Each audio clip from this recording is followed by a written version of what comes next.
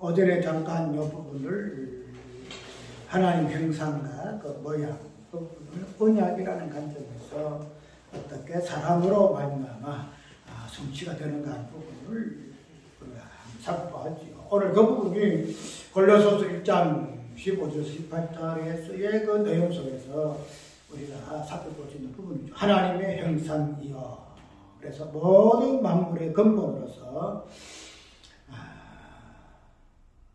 보지 아니하는 것들과 보좌들, 주관들, 정사들, 근세들 이런 것들에 대해서의 예수 그리스도가 어떠한 자로 관계하고 있는가 하는 부분을 이야기를 지금 하고 있다는 거죠.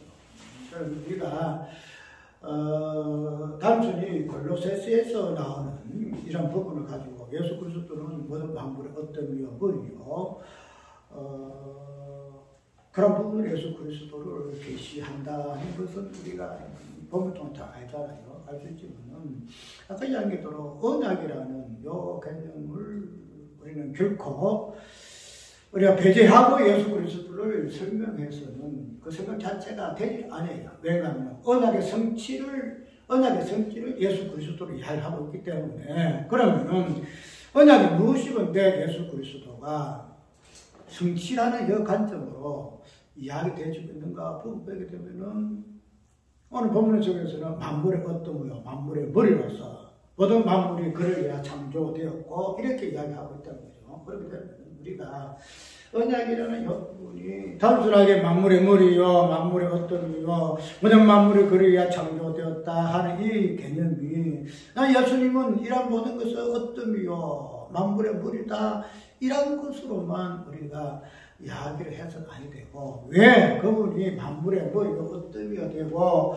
모든 만물이 그를 위하여 창조되지 않는가 이 부분이 언약을 통해서 설명을 받아야 돼요. 언약을 통해서 설명을. 단순히 만물이 예수님이 머리시기 때문에 하나님이시기 때문에 창조의 모든 만물이 그를 위하여 창조되었고 그러니까 그분은 만물의 어떠미가 머리고 이게 이제 언약에서는 정복과 통치의 개념으로 이렇게 해석이 되어진다는 거죠. 그러면 우리가 이때까지 그냥 만물의 어떠며 머리로서 예수 그리스도의 그 어떠하신 기독론으로 봐왔잖아요. 기독론. 그런데 기독론으로 보게 되어지니까 예수 그리스도의 어떤 기독론적인 부분에서 뭐 어떤 신적이라든지 아니면 인적이라든지 신성과 인성의 부분들을 연계해서 보게 되어지는데 우리가 이렇게 되어지게 되면 아까 얘기대로 언약의 성취라는 이 부분을 그냥 예수 그리스도가 이 부분만 이해하지 언약의 성취라는 이 부분을 가지고는 우리가 이야기를 못한다. 왜냐하면 모든 것의 시작과 끝은 처음과 나중 이 부분은 어떤 연에 대해서의 성취적인 부분을 성경은 담고 있다는 거죠. 그러면 성취적인 부분에서 무엇을 성취하셨는가 하는 이 부분.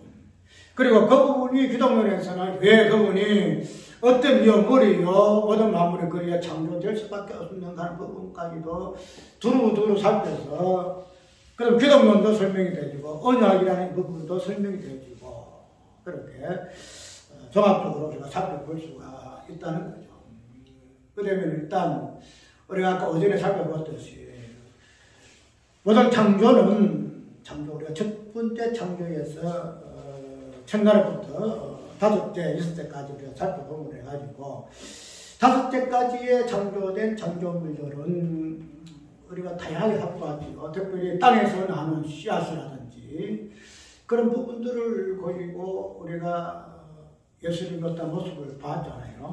씨라는 것 자체가 하나님의 아들 되는 그 개념으로 씨가 부러져서 그 씨로 인해서 만물이 충만케 되어지는 이 부분. 그 다음에 씨라는 이 자체가 다른 어떤 식물의 어떤 요소로서 씨 맺는 채소가 동물들에게 생물들에게 양식으로 공급되잖아요. 그래서 이러한 씨의 개념 속에서 예수 그리스도가 어떻게 만물에 생명을 공급하는 자로 떡을 공급하는 자로 예수 그리스도가 이렇게 계시되어졌다고 우리가 보았다는 거죠. 그게 이제 다섯째 번째의 자연 만물로서 통해지고 그렇다고 해서 예수님이 어떠한 역할을 하는가 하는 부분으로 우리가 이해를 했다는 거죠. 그런데 이 부분이 이제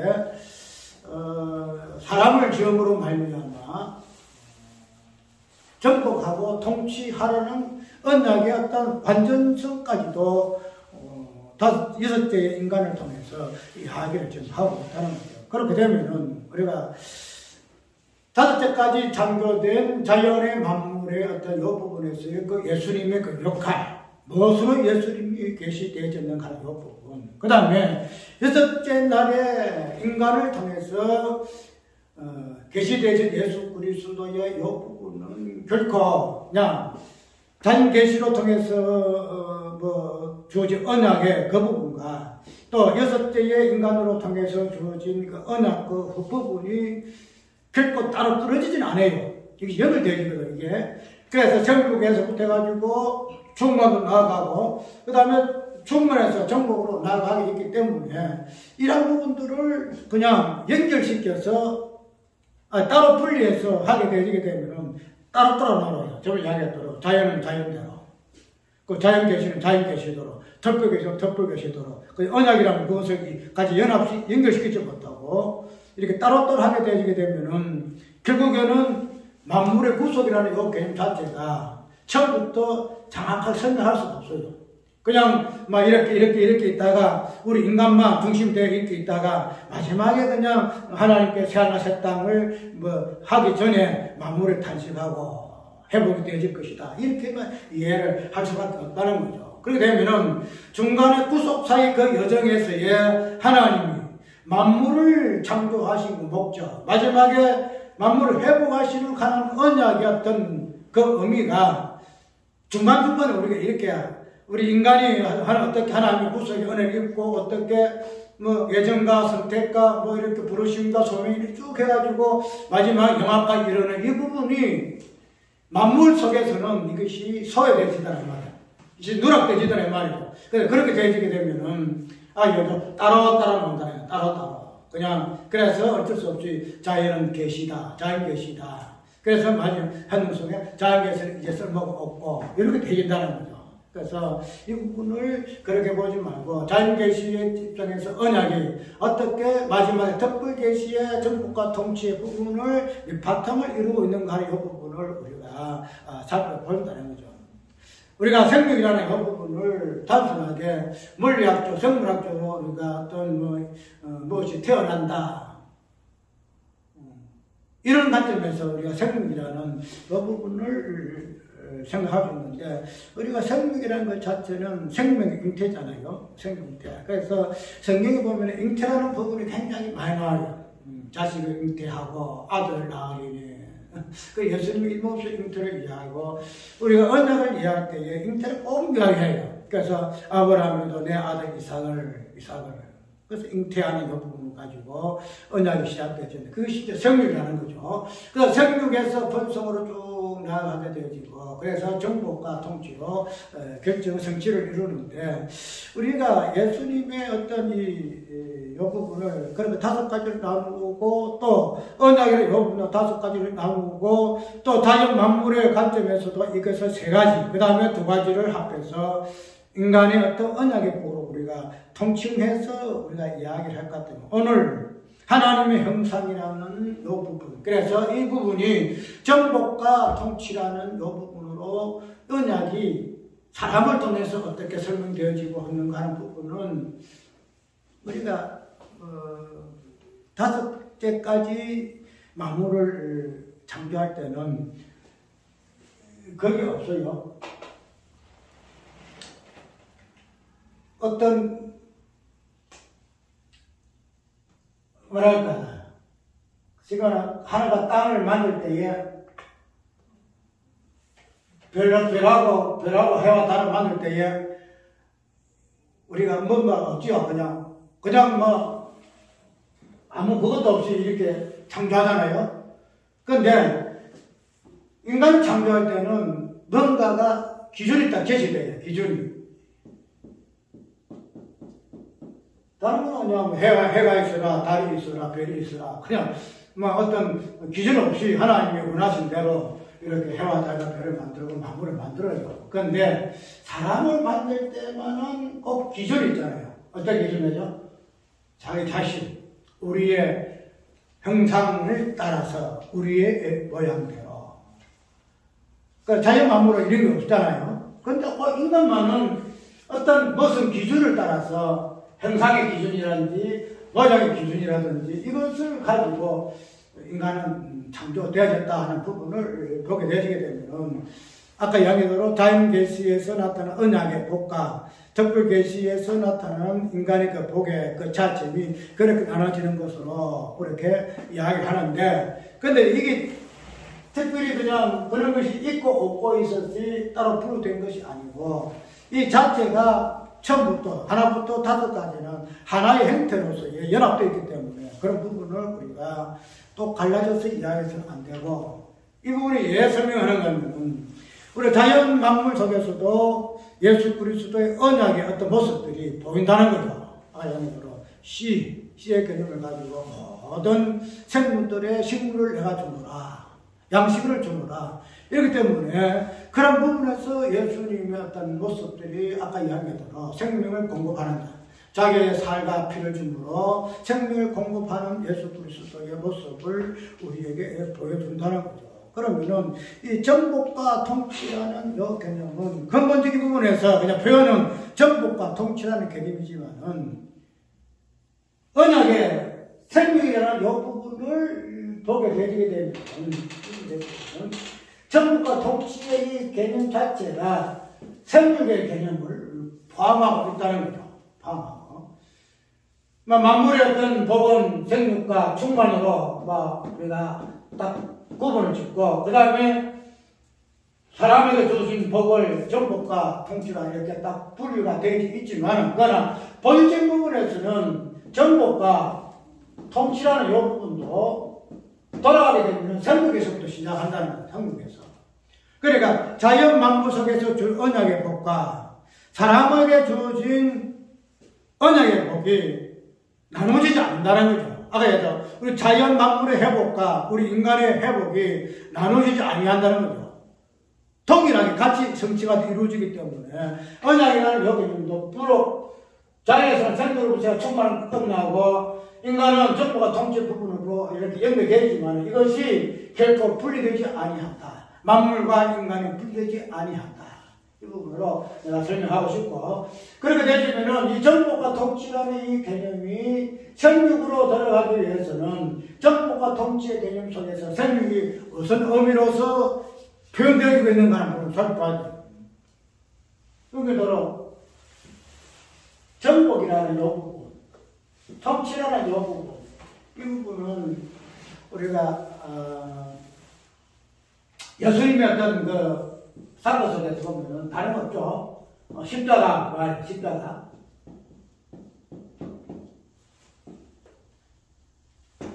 이 십자가 부활이라는 이 개념이 모든 언약의 성취잖아요. 그래서 언약의 성취자는 예수 그리스도 이렇게 이야기하고 있는데, 이 십자가 부활이라는 이 부분이 정복과 통치의 마지막 단계예요. 마지막 단계인데, 이 십자가와 부활이라는 이 개념이 언약의 출발의 개념이 되죠. 생명이라는 이 개념을 설명하고 있잖아요. 이게서부터 시작해요. 십자가 부활이. 자, 우리가 무차 이야기했듯이 선악과를 앞에 놓고 하나님이 어떻게 말씀하셨죠? 죽으면 살리라 그랬죠. 죽으면 살리라. 죽으면 산다. 이거 우리가 보통 십자가 부활 이렇게 표현하잖아요. 죽으면 산다. 십자가 죽음, 그 다음에 산다, 부활.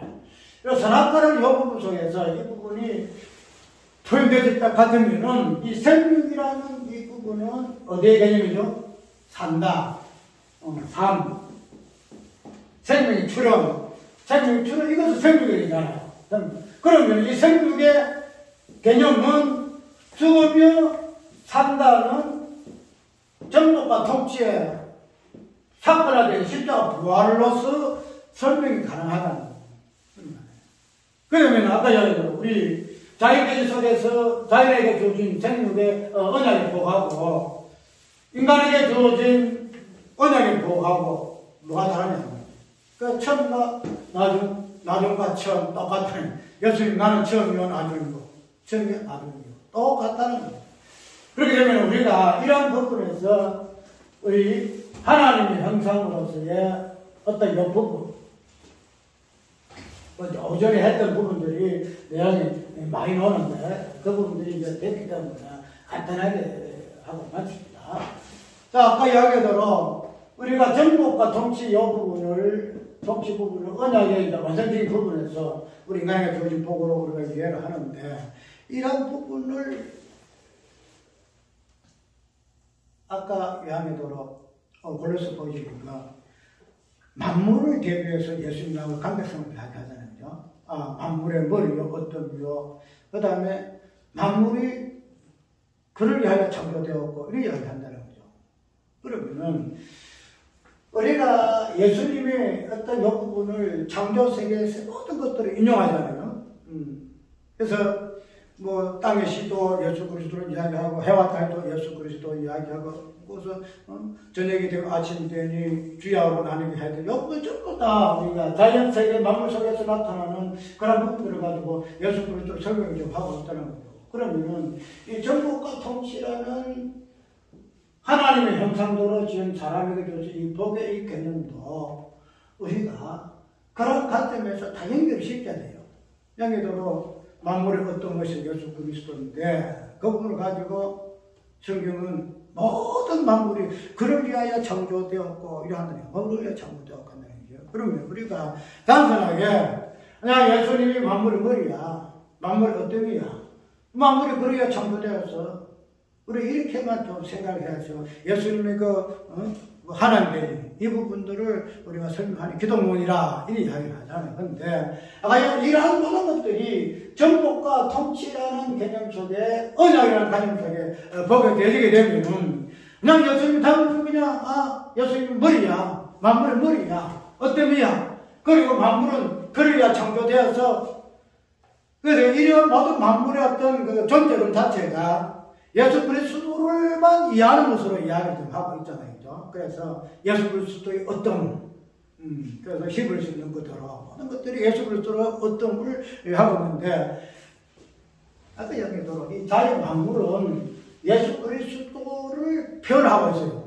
그의 어떤 일하심, 그의 기능, 그가 무엇을 말하고 하시는가 하는 계시의 본질 부분을 설명하고 있기 때문에 오늘 여기서 나오는 모든 만물이 예수 그리스도의 어떤을 드러내고 높이고 이런 부분을 만물이 존재한다라고만 생각해서 안 된다는 거지. 무슨 말인가 하면은 기독론이니까 예수 그리스도의 초월성이라든지 그 부분을 우리가 기독론으로 이야기하고 그래서 모든 만물의 피조물은 그를 위해서 창조되었고 이렇게 이야기해가지고 예수 그리스도의 어떠하신 분만 이야기를 하고 있다고 하지만은 모든 만물의 어떤 요 부분들이 예수 그리스도를 어떠함을 높이지만은 그들이 기능, 지금 말하면 왜 그들이 예수 그리스도를 위해 창조되었는가?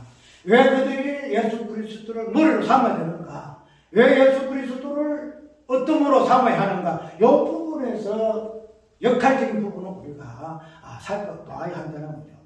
무슨 말이냐면은 아까 이야기대로 이 정복과 이 통치라는 이 부분이 단순하게 정복하고 통치하고 벽으로서만 우리가 이해를 안 했잖아요. 생각에서 말하는 그 정복하고 세상에서 말하는 그 통치의 개념하고는 다르다 이야기를 했죠. 그러면은 세계에서 말하는 그 정복과 통치라는 이 부분은 세계에서 말하는 본질 의미가 무엇을 이야기하고 있는가가 우리를 이해를 한다는 거예요. 기독론에서의 어떤 이유 만물의 머리로 모든 만물의 창조를 받았지만 그러나 이런 모든 것들에 있어서의 정복과 통치의 개념을 그런 가운데서 대입을 시킬 것 같으면 단순하게 그들의 기능이 예수 그리스도를 높이고 하고 이렇게 이해해서 있는 것이 아니다. 이런 만물 그 존재 자체가 정복과 통치를 드러내고 이 만물 가운데서의 정복과 통치라는 이 개념이 예수 그리스도 기독론에서 어떠한 모습으로 표현되어지고 있는가를 부분을 살펴봐야 된다. 단순하게 어뜸이야 머리야 만물이 그래 통치되어서 창조되어서 이렇게만 보지 말고 그러한 만물이 그렇게 할 수밖에 없는 그 이유를 보세요. 아까 이야기대로 씨 개념도 씨 가짐, 씨 맺는 그분들 예수 그리스도를 설명한다고 했죠. 그러면 모든 만물이 예수 그리스도를 표현하고 있다는 거죠. 예수 그리스도를. 단순하게 그냥 만물은 예수님은 머리 높이기 위해서만 있는 것이 아니단 말이죠. 그런 부분에서 만물 가운데서의 예수님의 역할, 언약의 역할은 정복과 통치라는 개념으로 우리가 설명해 볼 것 같으면 만물 속에서 나오는 예수님의 어떤 언약의 역할, 단순하게 그냥 정복해서 예수님 어떠이야, 정복해서 예수님은 머리야, 만물을 머리로서 정복해가지고 거기에서 어떠이요 머리고 이렇게 우리가 보통 이해를 하잖아요. 그런데 이 정복이라는 통치는 발로 밟고 점령해가지고 정복과 통치가 아니고 어떻게 한다 그랬죠? 다스린다 그거 섬긴다 그랬죠? 섬김이라는 이 부분이 우리가 정복이고 통치라는 개념을 우리가 이해를 했다는 거예요. 그러면 모든 만물의 어떤 정체성 가운데서 우리는 무엇을 보아야 하느냐? 예수 그리스도의 섬김이라는 정복이라는 통치라는 이 개념을 우리가 이해를 해야만 이런 관점의 이해 속에서 예수님과의 관계가 결국은 예수님은 머리로, 결국은 예수님은 어떠므로, 그리고 결국은 모든 만물이 그를 위해 창조되었다고 표현될 수밖에 없다는 거예요.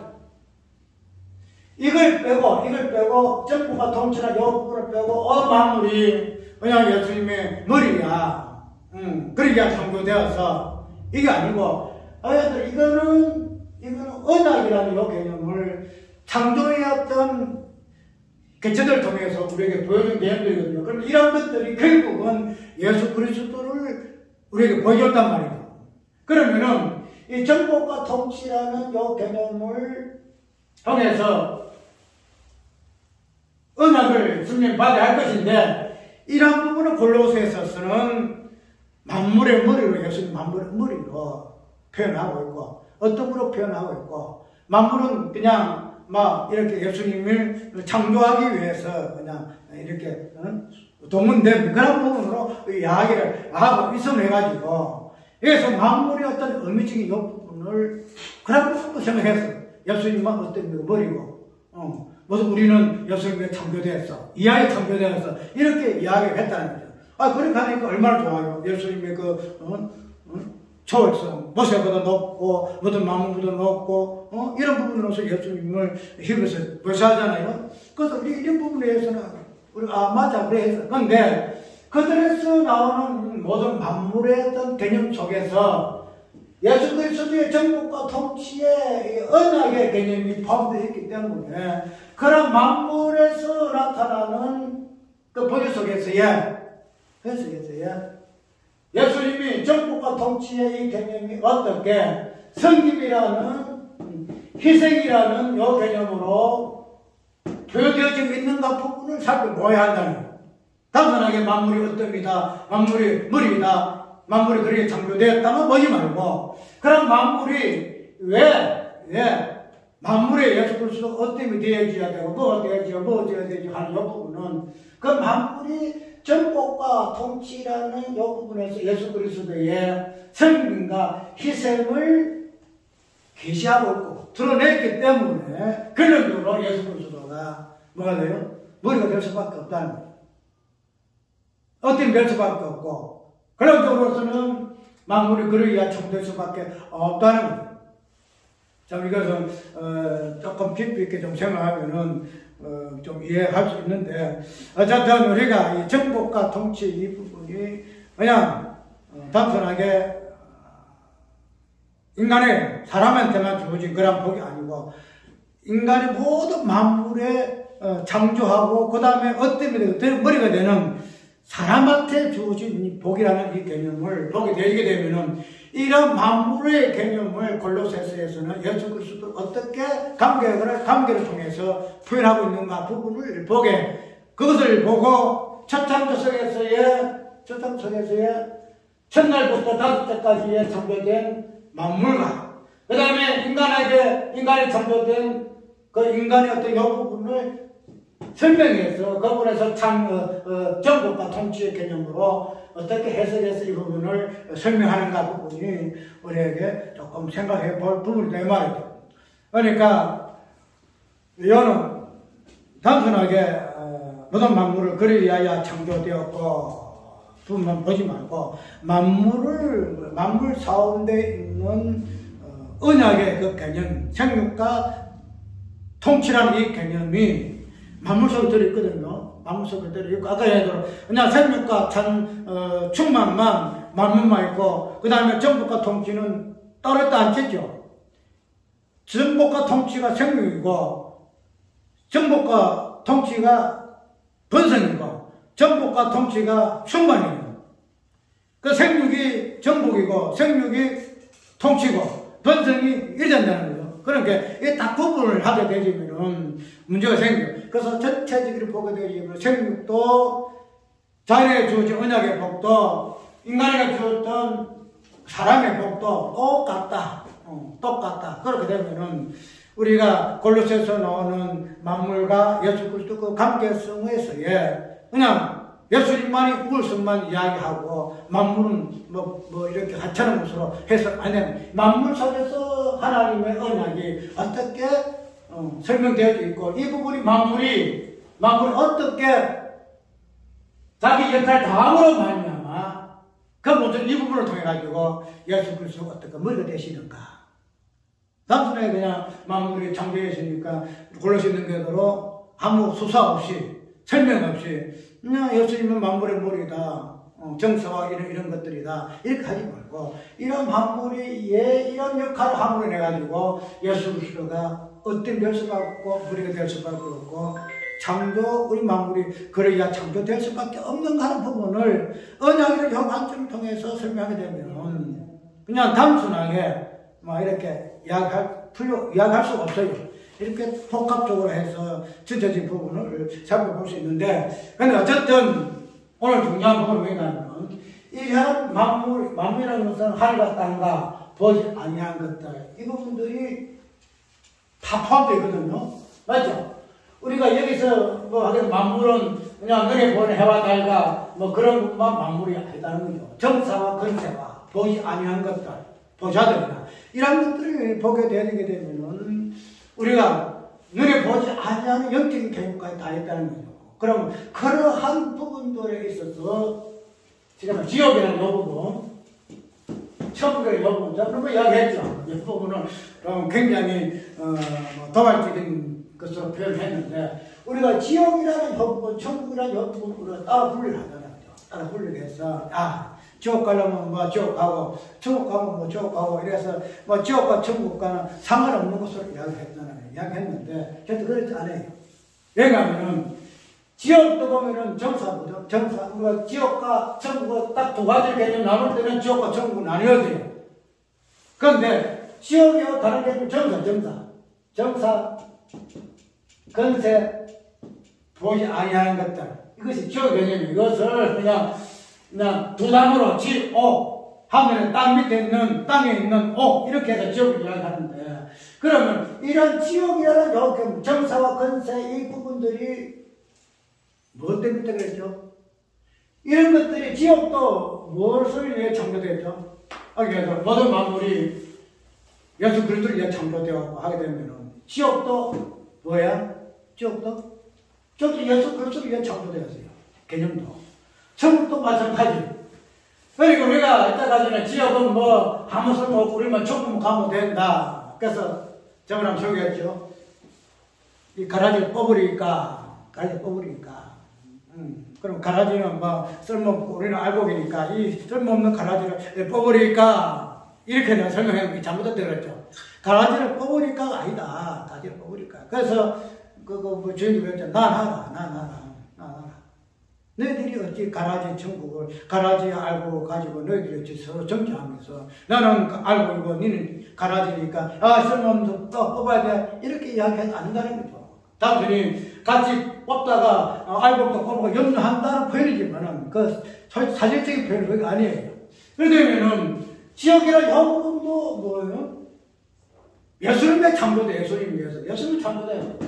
그 예수님 상관없는 거 아니에요. 모든 만물, 근세와 정사와 보지 아니한 것도 보자들이다. 이런 모든, 지금 마귀.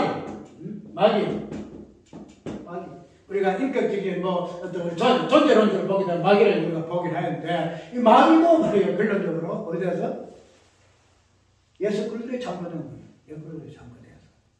그러면은 이런 마귀라는 요 개념 속에서도 우리가 무엇을 보지요? 만물의 언약이라는 요 개념이 나와요. 언약 개념. 그잖아. 이 모든 만물은 언약을 전해는 어떤 개체들이거든요. 다들 해와 달과 이런 거 있지만은 그 만물에는 근사와 정사 이런 거 다 들어가요. 이런 것들이 결론은 뭐예요? 언약을 보여주고 있고, 그 다음에 사람이라는 이 부분을 가지고 예수 그리스도의 단 한 사람, 이 부분을 가지고 그 언약의 정복과 통치 개념이 나오는데, 우리가 이러한 언약 관점에서 이 마귀라는 이 개념 자체도 언약을 드러내는 하나의 존재예요. 이거는 쓸모없어. 지역에는 쓸모없어. 우리하고 상관이 없어. 알다는 거죠. 그렇게 되면 우리가 저번에 마귀를 무슨 활용도로 했죠? 원수의 개념이에요, 원수. 하나님과의 원수는 뭐였죠? 마귀잖아요, 마귀야. 근데, 성경 보게 되면은, 이 원수 마귀라는 이 존재 개념이 무엇을 위해 하나님께 설정해서 만들었는가면은, 하나님은 사랑이시다. 하나님의 사랑이라는 것은 마귀라는 원수 없이는 결코 성립 안 돼요. 그래서 우리가 보통 이러잖아. 하나님이 마귀도 자신의 일을 위해서 사용하신다. 이렇게 보통 이야기하잖아. 마귀도 하나님께서 자기의 용도에 맞게 마귀를 활용하신다. 이런 말을 우리 되게 들었잖아. 그러면은 결론적으로 마귀는 원수예요. 그래서 내 원수를 몸과 같이 사랑하라. 이런 관점에서 사랑이 나와요. 마귀 원수를 있어야, 마귀 원수가 있어야 하나님의 사랑이시라. 요한 1세는 하나님의 사랑의 모습이 보인다는 거예요. 그러니까 이런 부분에서 뭐예요? 원수 마귀는 언약이라는 요 갱점을 전해는 실체로서, 최종적인 실체로서 만물의 최종적인 만물을 갖다 하늘 갖다 한다 만물 눈에 보이는 것도 못 보지 아니한 것들의 실제에서 마귀의 개념으로 우리가 이해를 할 수 있습니다. 그래서 이 마귀 실제적인 개념으로서의 이 원수가 하나님의 본질이 되어지는 사랑이 무엇인가 부분을 자꾸 드러내는 존재가 이 마귀예요. 그 다음에 이 원수 마귀도 그렇죠. 하나님 언약에 드러내는 존재죠. 지옥도 마찬가지예요. 그래, 이런 것들을 통해서 우리가 이 마귀도 결론은 하나님의 언약을 드러내는 존재예요. 그 다음에는 이런 부분에서 예수 그리스도 역할이 있어요. 예수 그리스도 역할. 우리가 보통 마귀를 할 것 같으면은, 지옥을 할 것 같으면은, 마지막에 이런 부분을 이야기하고 있지만은, 마귀의 지옥에 이 본질적인 마귀가 무엇이고, 지옥의 본질이 무엇인가를 본질적인 부분으로 보여주는 사건이 십자가. 죄의 형상이 마귀요. 지옥이거든요.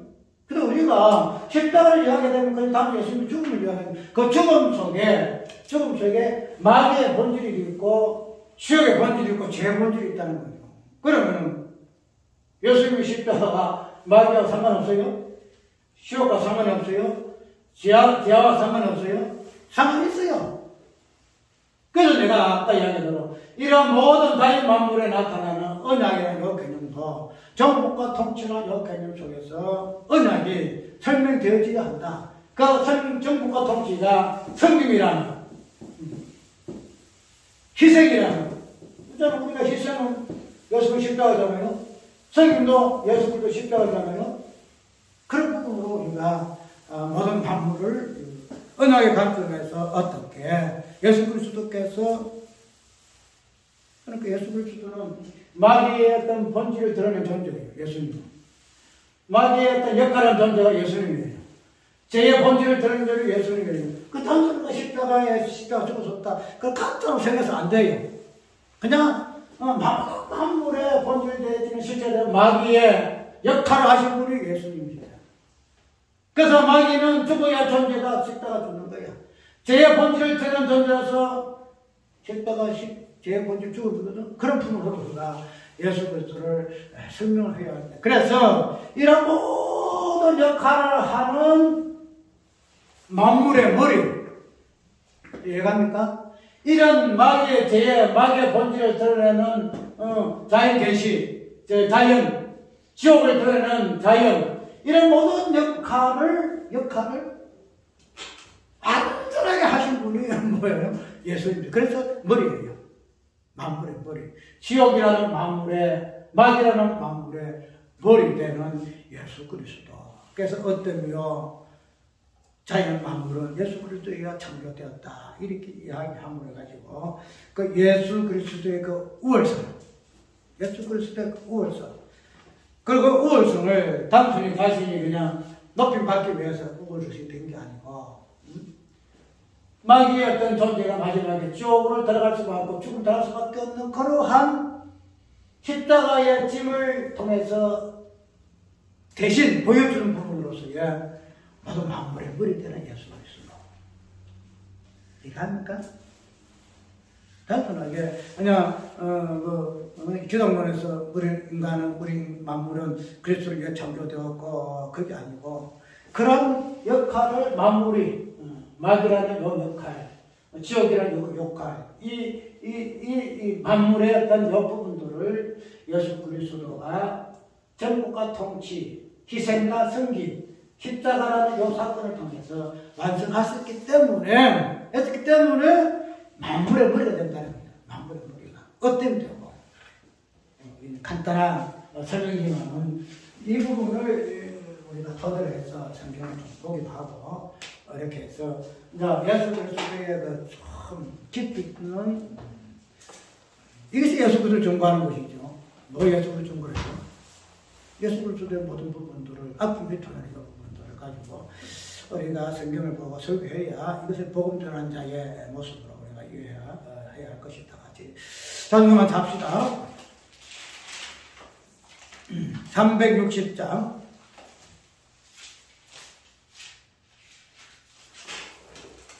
행군 납발 소리에